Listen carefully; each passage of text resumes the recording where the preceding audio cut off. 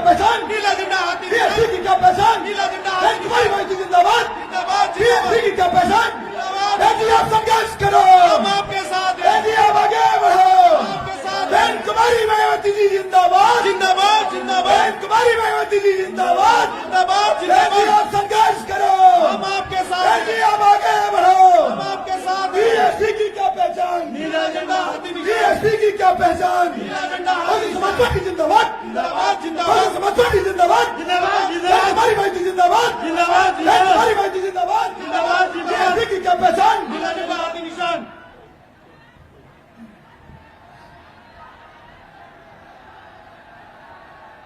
हमारे बीच में बहुजन समाज पार्टी की राष्ट्रीय अध्यक्ष, देश के सबसे बड़े प्रदेश उत्तर प्रदेश की 4 बार मुख्यमंत्री रही, दलितों की, पिछड़ों की, अकलियतों की,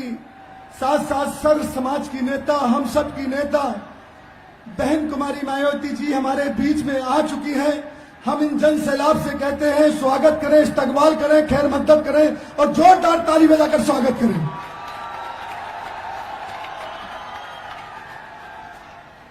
मैं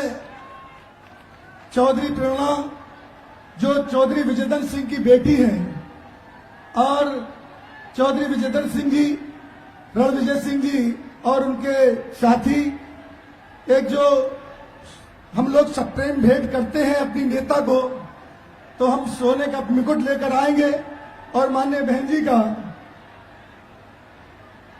जी का स्वागत करेंगे, माननीय विजेंद्र सिंह जी और प्रेरणा सिंह जी।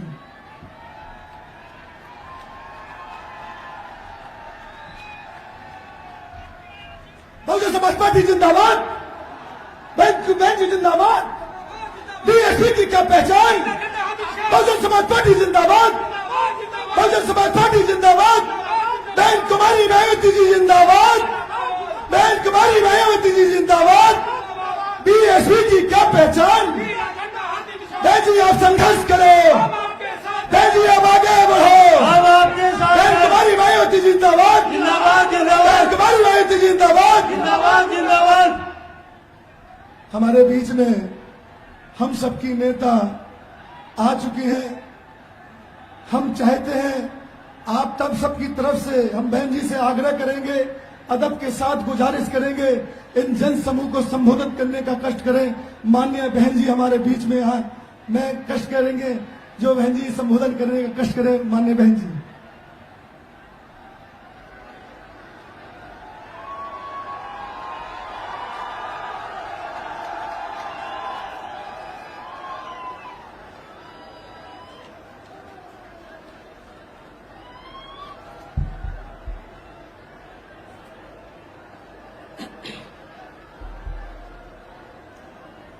बीएसपी की इस चुनावी जनसभा में इकट्ठा हुए पार्टी के सभी छोटे बड़े पदाधिकारी एवं कार्यकर्तागण, आज आप लोग देश में व यहाँ आपके उत्तर प्रदेश स्टेट में भी लोकसभा के लिए हो रहे आम चुनाव में अपनी पार्टी के उम्मीदवारों के समर्थन में जो यहाँ चुनाव लड़े हैं, उनके समर्थन में मुझे सुनने के लिए यहाँ इकट्ठा हुए हैं, तो उसके लिए मैं आप सभी लोगों का हार्दिक दिल से आभार प्रकट करती हूँ। वैसे आप लोगों को ये विदित है कि हमारी पार्टी कांग्रेस, बीजेपी व अन्य किसी भी विरोधी पार्टी तथा गठबंधन आदि के साथ मिलकर नहीं, बल्कि अकेले ही अपनी पार्टी के बलबूते पर ही पूरी तैयारी व दमदारी के साथ यह चुनाव लड़ रही है। इसके साथ ही हमने टिकट बंटवारे के मामले में भी सर्व समाज के लोगों को उचित भागीदारी दी है, जिनको जिताने के लिए पार्टी के लोग पूरे जी जान से लगे हैं। हालांकि आज यहाँ आपकी इकट्ठा हुई अपार भीड़, वह भीड़ के जबरदस्त जोश को भी देखकर अब मुझे भी ये काफी हद तक भरोसा हो गया है कि पिछली बार की तरह इस बार भी आप लोग यहाँ अपने उत्तर प्रदेश से लोकसभा चुनाव में अपनी पार्टी का बेहतर रिजल्ट जरूर लाएंगे। पिछली बार की तरह आप लोग बिजनौर लोकसभा की सीट को भी जीतेंगे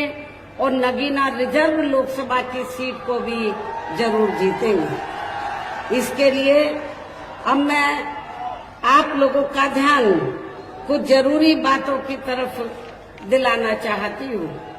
और इस संबंध में विशेषकर मैं कांग्रेस, बीजेपी व इनके अन्य सभी सहयोगी दलों के बारे में ये कहना चाहूंगी कि आजादी के बाद शुरू में केंद्र व देश के काफी राज्यों में भी ज्यादातर सत्ता यहाँ कांग्रेस पार्टी के ही हाथों में केंद्रित रही है, किंतु इनकी अधिकांश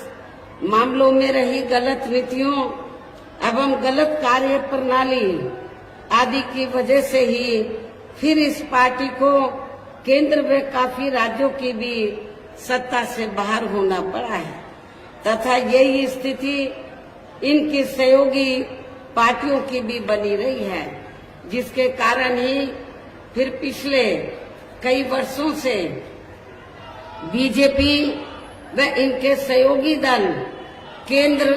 एवं काफी राज्यों की सत्ता में काबिज हो गए हैं, लेकिन इनकी भी ज्यादातर रही जातिवादी,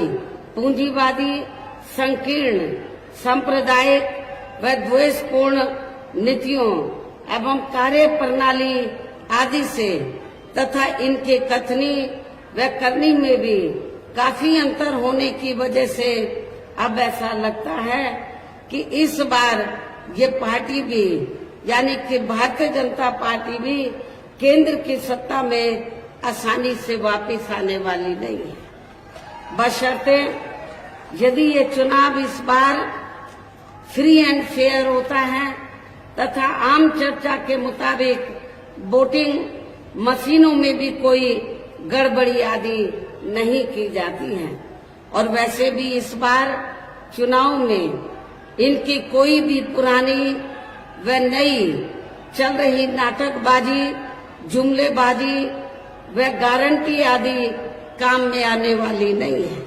क्योंकि अब देश की जनता काफी हद तक इस बात को समझ चुकी है कि इनकी पार्टी ने अब तक देश के विशेषकर गरीबों,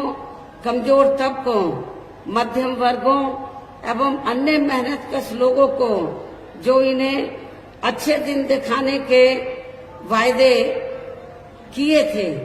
असंख्य प्रलोभन भरे वायदे किए थे तथा अनेकों हवाई व कागजी गारंटी भी दी है, तो उनका जमीनी हकीकत में अभी तक इन्होंने लगभग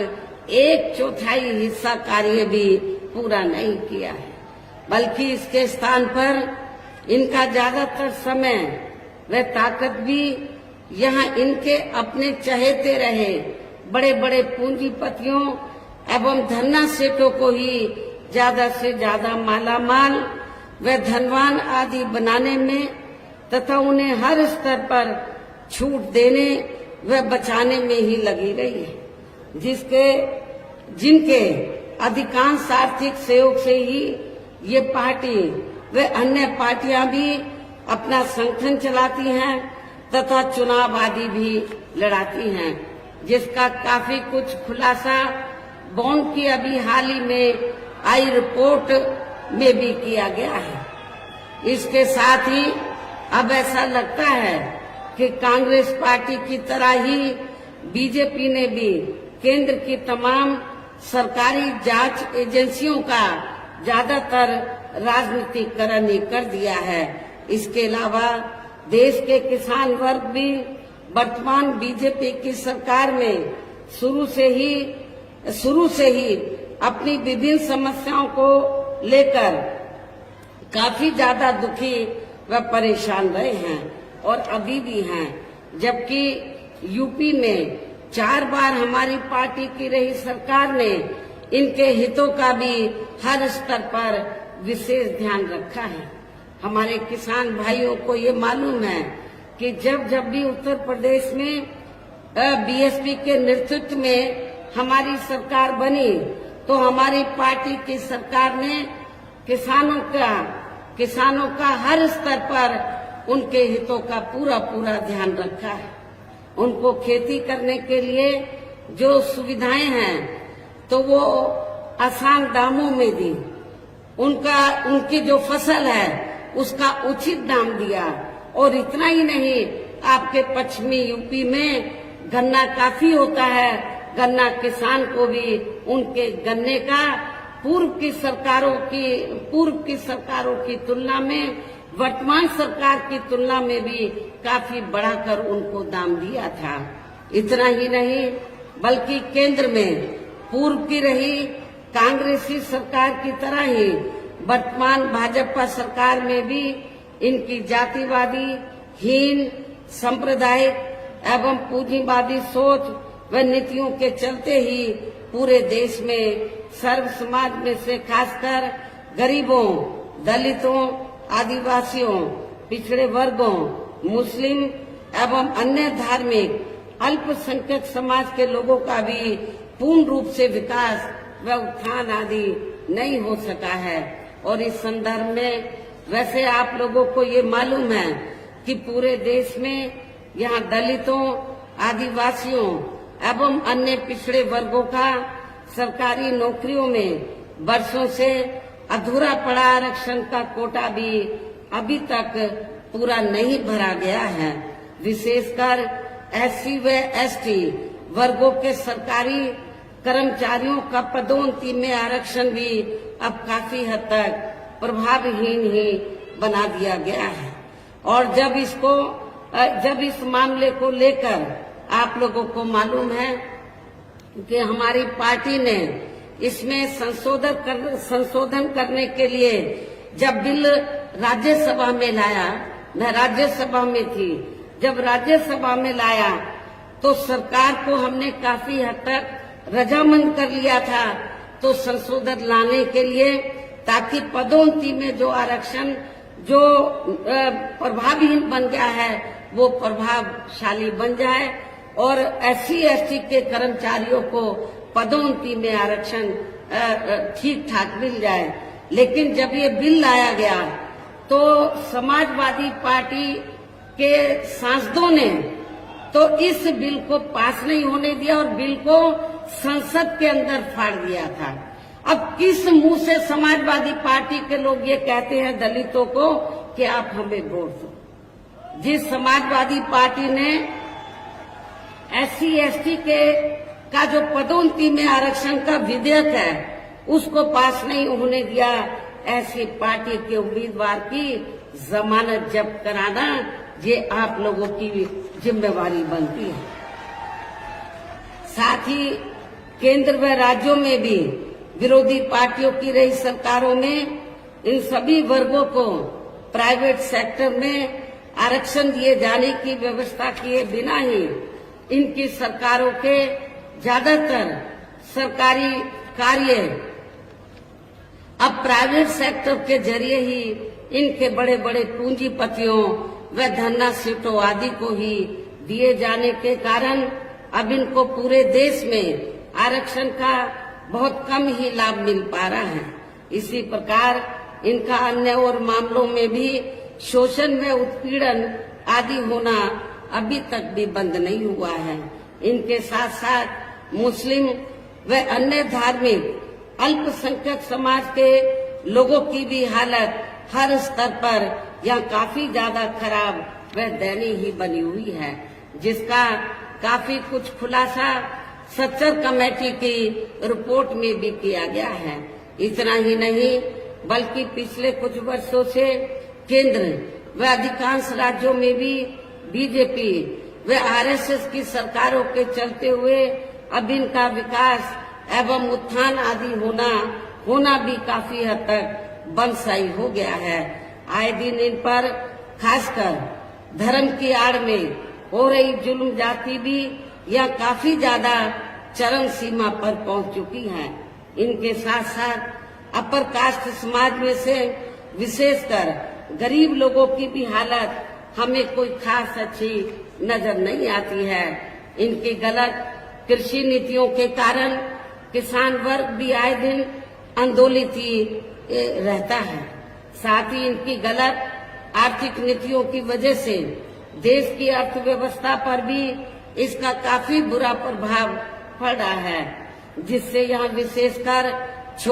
काफी ज्यादा दुखी व परेशान हैं। और अब केंद्र में पूर्व की रही सरकारों की तरह ही वर्तमान भाजपा सरकार में भी यहाँ पूरे देश में गरीबी, बेरोजगारी एवं महंगाई आदि भी लगातार काफी ज्यादा बढ़ रही है। देश में हर स्तर पर फैला भ्रष्टाचार भी अभी तक कम नहीं हुआ है। साथ ही अपने देश की सीमाएं भी अभी तक पूरे तौर से सुरक्षित नहीं हैं। ये भी बड़ी चिंता की बात है। ऐसे में अब आप लोगों को देश में हो रहे लोकसभा चुनाव में कांग्रेस, बीजेपी व इनकी सहयोगी पार्टियों को भी केंद्र की सत्ता में आने से जरूर रोकना है। जिनकी गलत नीतियों व गलत कार्य प्रणाली आदि को आप लोग काफी हद तक आजमा चुके हैं। ऐसी स्थिति में अब ये विरोधी पार्टियां किस्म किस्म के साम दाम दंड भेद आदि अनेकों हथकंडे इस्तेमाल करके केंद्र की सत्ता में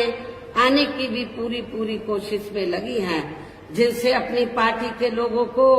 हर स्तर पर काफी ज्यादा सावधान रहना है। और इस मामले में विरोधी पार्टियां अपने पक्ष में हवा बनाने के लिए खासकर मीडिया, ओपिनियन पोल व सर्वे आदि का जो बड़े पैमाने पर इस्तेमाल कर रही हैं, तो उनसे भी अपनी पार्टी के लोगों को बिल्कुल भी गुमराह नहीं होना है। इसके साथ ही विरोधी पार्टियों के विभिन्न रूपों में जारी किए गए इनके हवाई व प्रलोभन भरे चुनावी घोषणा पत्रों एवं वायदों आदि के बहकावे में भी अपनी पार्टी के लोगों को कतई नहीं आना है, जिन्हें ये पार्टियां चुनाव खत्म होने के बाद ज्यादातर अमल में नहीं लाती हैं। और अब जिन पर से देश की जनता का अधिकांश विश्वास ही उठ गया है। यही खास वजह है कि हमारी पार्टी किसी भी चुनाव में अपनी पार्टी का कोई भी चुनावी घोषणा पत्र आदि जारी नहीं करती है। वैसे भी हमारी पार्टी किसी भी मामले में कहने में बहुत कम बल्कि कार्य करके दिखाने में ही ज्यादा विश्वास रखती है। और इस बात का सबसे बड़ा सबूत ये है कि उत्तर प्रदेश में 4 बार हमारी पार्टी के नेतृत्व में रही सरकार ने चुनाव में अपनी पार्टी के बिना कोई जारी किए गए चुनावी घोषणा पत्र के ही प्रदेश व आम जनहित में काफी कुछ ऐतिहासिक कार्य करके दिखाए हैं, जिनकी अब देश में अधिकांश पार्टियों की सरकारें काफी नकल भी कर रही हैं। जबकि इस मामले में हमारी पार्टी का ये कहना है कि यदि इन पार्टियों के स्थान पर केंद्र में हमें अपनी पार्टी की सरकार बनाने का मौका मिलता है, तो तब फिर हमारी पार्टी की बनी सरकार केंद्र में यहाँ अब तक रही सभी विरोधी पार्टियों की सरकारों की तरह केवल हवाई व कागजी कार्य आदि नहीं करेगी, बल्कि उत्तर प्रदेश की तरह ही जमीनी हकीकत में ठोस कार्य करके दिखाएगी। और इस संदर्भ में खासकर मैं ये कहना चाहूंगी, केंद्र द्वारा देश में पिछले कुछ समय से अति गरीब परिवारों को अस्थायी तौर पर फ्री में जो थोड़ी सी खाद्य सामग्री दी जा रही है या राशन आदि दिया जा रहा है, तो उससे इनका स्थायी तौर पर भला होने वाला नहीं है। और वैसे भी इनकी ये जटिल समस्या देश में हर हाथ को काम देने से ही केवल दूर हो सकती है, जिसकी तरफ हमारी पार्टी की बनी सरकार विशेष ध्यान देगी। साथ ही देश में पिछले काफी वर्षों से आए दिन बढ़ रही गरीबी, बेरोजगारी व महंगाई आदि से भी जनता बहुत ज्यादा दुखी व परेशान है, जिसे भी आर्थिक नीतियों में तब्दीली करके जरूर दूर किया जाएगा। धर्म की भी आड़ में पिछले कुछ वर्षों से खासकर मुस्लिम समाज के लोगों का द्वेष की भावना से जो इनका काफी ज्यादा शोषण व उत्पीड़न आदि किया जा रहा है, तो इसे भी जरूर रोका जाएगा। और ये सब हमने अपनी यूपी की रही सरकार में करके भी दिखाया है। इसके अलावा हमने यूपी में सर्व समाज में से गरीब एवं बेरोजगार लोगों को बेरोजगारी भत्ता आदि न देकर उन्हें बड़ी तादाद में रोटी रोजी के साधन भी उपलब्ध कराए हैं। जो अभी ये कार्य भी ज्यादातर ठंडे ही पड़े हैं, जिनको फिर सरकार बनने पर जरूर प्राथमिकता दी जाएगी। वैसे आप लोगों को इस मामले में ये मालूम है कि जब भी यूपी में मेरे नेतृत्व में सरकार बनी, तो हमने उत्तर प्रदेश में तो गरीब और बेरोजगार लोगों को बिना कोई रिश्वत लिए हुए उनको बड़ी तादाद में रोटी रोजी के साधन दिए हैं। पुलिस भर्ती में जब पुलिस भर्ती हुई थी, तो आपके पश्चिमी यूपी से तो काफी लोगों को भर्ती किया गया, और खास तौर से हमने बिना कोई पक्षपात के, बिना कोई जाति देखे हुए जो भी इसमें काबिल था, जो भी इस पोस्ट के लिए काबिल था, उनकी हमने भर्ती की। आपके पश्चिमी यूपी से बड़े पैमाने पर हमारे जाट जो बच्चे हैं, उनकी भी बड़ी तादाद में भर्ती हुई थी। वैसे तो अन्य समाज के लोगों को भी मौका मिला, लेकिन उन्हें भी मौका दिया गया। कहने का तात्पर्य यह है कि देश में इस समय हो रहे लोकसभा चुनाव में विरोधी पार्टियों के जारी किए गए उनके हवाई व प्रलोभन भरे चुनावी घोषणा पत्रों आदि के बहकावे में अब यहाँ खासकर देश के अति गरीबों, मजदूरों, बेरोजगारों एवं अन्य जरूरतमंद लोगों को बिल्कुल भी नहीं आना है। और अब इन्हें ऐसी सभी विरोधी पार्टियों को हर हालत में केंद्र की सत्ता में आने से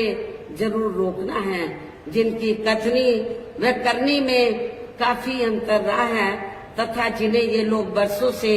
आजमा भी चुके हैं। ऐसे में अब मेरा यही कहना है कि आप लोगों को अपने खुद के व अपने प्रदेश एवं देश के भी हित में, अपने क्षेत्र के भी हित में अपने वोटों को यहाँ कांग्रेस, बीजेपी व अन्य विरोधी पार्टियों को न देकर केवल अपनी एकमात्र हितैषी पार्टी बहुजन समाज पार्टी को ही देना है। जो ये पार्टी उत्तर प्रदेश की तरह ही केंद्र में भी अपनी पार्टी की सरकार बनने पर फिर पूरे देश में यह अपनी पार्टी की सर्वजन हिताय व सर्वजन सुखाय की नीतियों पर आधारित सरकार चलाएगी। इसके साथ साथ केंद्र से जुड़ी आपके क्षेत्र की जो भी यहाँ स्थानीय समस्याएं होंगी, तो उन्हें भी फिर दूर करने का हर संभव पूरा प्रयास किया जाएगा। साथ ही यहाँ गरीबों, मजदूरों, बेरोजगारों, कर्मचारियों, किसानों, छोटे व्यापारियों एवं अन्य मेहनतकश लोगों के हितों का भी विशेष ध्यान रखा जाएगा। सर्व समाज में से खासकर दलितों, आदिवासियों, पिछड़े वर्गों, मुस्लिम व अन्य धार्मिक अल्पसंख्यक समाज के लोगों के विकास एवं उत्थान के साथ साथ हर स्तर पर इनकी सुरक्षा आदि के लिए भी सख्त कदम उठाए जाएंगे और तभी फिर यहाँ वास्तव में अपने देश के महान संतों, गुरुओं व महापुरुषों में भी विशेषकर महात्मा ज्योतिराव फूले, श्री छत्रपति शाहू जी महाराज, श्री नारायण गुरु, बाबा साहब डॉक्टर भीमराव अम्बेडकर एवं मान्यवर श्री कांशीराम जी, चौधरी चरण सिंह जी का भी सपना, अधूरा रहा सपना जरूर साकार हो सकता है, जिनको यूपी में हमारी पार्टी के रही सरकार द्वारा हर स्तर पर पूरा पूरा आदर सम्मान दिया गया है। और आप लोगों को मैं भी यहाँ ये भी बताना चाहती हूँ कि जब हमारी पार्टी की बनी सरकार ने और खास तौर से चौथी बार जब पूर्ण बहुमत की सरकार बनी और हमने उत्तर प्रदेश में दबे कुचले लोगों के हितों में, वैसे तो सर्व समाज के हितों का हमने पूरा पूरा ध्यान रखा था, लेकिन दबे कुचले लोगों के हितों में जब हमने कुछ जरूरी व ठोस कदम उठाए तो ये विरोधी पार्टियों को अच्छा नहीं लगा। और खास तौर से जब हमने अपने संतों, गुरुओं और महापुरुषों को विभिन्न रूपों में आदर सम्मान दिया, उनके नाम से स्मारक बनाए, उनकी प्रतिमाएं लगाई, संग्रहालय बनाए, ये सब अच्छा नहीं लगा। और नतीजा क्या हुआ, तो तब फिर चाहे कांग्रेस हो, बीजेपी हो, सभी पार्टियों को ये लगा कहीं ऐसा ना हो, अभी तो बीएसपी देश के सबसे बड़े प्रदेश उत्तर प्रदेश में सत्ता पर काबिज हुई है, कहीं केंद्र की सत्ता में बीएसपी काबिज ना हो जाए। बीएसपी अभी तो यूपी में काबिज हुई है, कहीं वो केंद्र की सत्ता में ना काबिज हो जाए। तो बीएसपी को रोकने के लिए आप लोगों को मालूम है, तब फिर सभी विरोधी पार्टियों ने अंदर अंदर मिलकर तो बीएसपी का जो बेस वोट है, दलित वोट, तो उसको बांटने के लिए, उसको कमजोर करने के लिए, बीएसपी को कमजोर करने के लिए, तब फिर सभी विरोधी पार्टियों ने दलितों में, आदिवासियों में, पिछड़ों में जो स्वार्थी किस्म के लोग हैं, जो बिकाऊ किस्म के लोग हैं, उनको मैनेज करके तोड़कर तो विरोधी पार्टियों ने तो काफी संगठन बना डाले, काफी छोटी छोटी पार्टियां बना डाली। और किस लिए कि जब चुनाव हो पार्लियामेंट असेंबली का, तो बीएसपी को चुनाव हराने के लिए, इनका वोट बांटने के लिए तो जो छोटे छोटे संगठन पार्टियां बनाई हैं, तो उनके माध्यम से वो बीएसपी के कैंडिडेट को हराने के लिए तो वो अपने उम्मीदवार खड़े करवा देते हैं, तो ताकि दलितों का वोट बढ़ जाए। ऐसा हमें आपके नगीना सुरक्षित लोकसभा की सीट पर भी देखने के लिए मिल रहा है। इसलिए मेरा आप लोगों से ये कहना है, ये जो छोटे छोटे संगठन बने हैं, छोटी छोटी पार्टियां बनी हैं, इनका कोई मकसद चुनाव जीतना नहीं है। इनका मकसद बीएसपी का जो बेस वोट है, दलित वोट, उसको बांटकर तो बीएसपी के कैंडिडेट को हराना है और दूसरी पार्टियों को जिताना, ये इनका केवल मकसद है। इसलिए मेरा खास तौर से दलित वर्ग के लोगों से ये कहना है कि आप लोगों को अपना वोट ऐसे संगठन, ऐसी पार्टियों को एक भी नहीं देना है। यदि एक भी वोट दे दिया तो फिर इसका फायदा दूसरी जातिवादी पार्टियों को मिल जाएगा। इसलिए आप लोगों को एक एक वोट आप लोगों को बहुजन समाज पार्टी के उम्मीदवार को देना है। इसी प्रकार आप लोगों को जो बिजनौर लोकसभा की सीट है, यहाँ से भी हमने जाट समाज से तो अपने उम्मीदवार को चुनाव के मैदान में उतारा है। आप लोगों को ये मालूम है कि जब सपा पावर में रही थी तो यहाँ पर मुसलमानों और जाटों में काफी नफरत पैदा की गई, दंगे कराए गए, मुजफ्फरनगर में कराए गए। लेकिन मेरी सरकार में जाटों और मुसलमानों में कोई उनमें नफरत पैदा नहीं की गई, कोई उनमें आपस में कोई जातीय संघर्ष नहीं हुआ, कोई भी तनाव पैदा नहीं हुआ। ये सब आप लोगों को मालूम है। और इसी मानसिकता पर चलकर ही तो हमने जिनको चुनाव के मैदान में उतारा है, वो इसी मानसिकता के हैं कि जो मुस्लिम और जो जाट समाज है, जो पूर्व में यहाँ नफरत पैदा की गई, उसको भाईचारे में तब्दील किया जाए, इसी मानसिकता के हमारे उम्मीदवार है। इन्हीं खास बातों के साथ ही अब मेरा देश में आपके स्टेट के भी हित में यही कहना है कि हमारी पार्टी ने आपकी बिजनौर लोकसभा की सीट से चौधरी विजेंद्र सिंह, जो आपके सामने यहाँ खड़े हैं, और इसी जिले में दूसरी सीट है नगीना सुरक्षित लोकसभा की सीट, तो यहाँ से हमने एडवोकेट श्री सुरेंद्र पाल सिंह को चुनाव के मैदान में उतारा है, जो यहाँ आपके सामने मंच पर मौजूद भी हैं।